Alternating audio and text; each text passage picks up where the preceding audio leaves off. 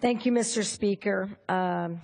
Last September, I was honored to welcome the Tri-Caucus Health Disparities Summit to my home state of New Mexico.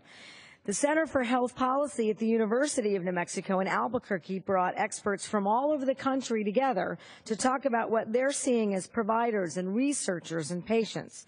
And we heard that communities of color continue to face substantial cultural, social, and economic barriers to obtaining quality health care and achieving equitable health outcomes. Several of my colleagues, in fact, joined me at that summit, and we all pledged not to just acknowledge these disparities, but to act, to provide the resources and the tools necessary to achieve health equity. And that's what the Health Equity and Accountability Act does. It's a comprehensive bill developed with significant stakeholder input that would build on the gains of the Affordable Care Act and put in place the policies and the infrastructure needed to eliminate health disparities. The bill sets national standards for culturally and linguistically appropriate care and includes programs to address diseases that disproportionately impact minority communities.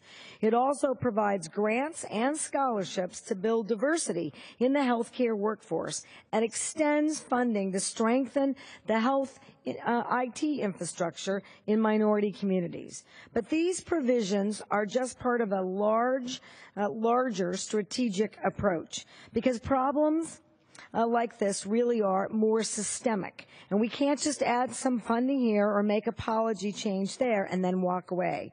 This takes thoughtful, comprehensive policy to make a difference, substantial difference, long-lasting differences on issues like this. I would like to commend my colleague, Congresswoman Lucille Roybal Allard from California, for her leadership on this bill. It's not easy to put together a bill of this size in consultation with dozens of members' offices and more than 300 stakeholder groups, but she managed to do just that, and I thank her for putting together one of the best versions of this bill I think Congress has had before it.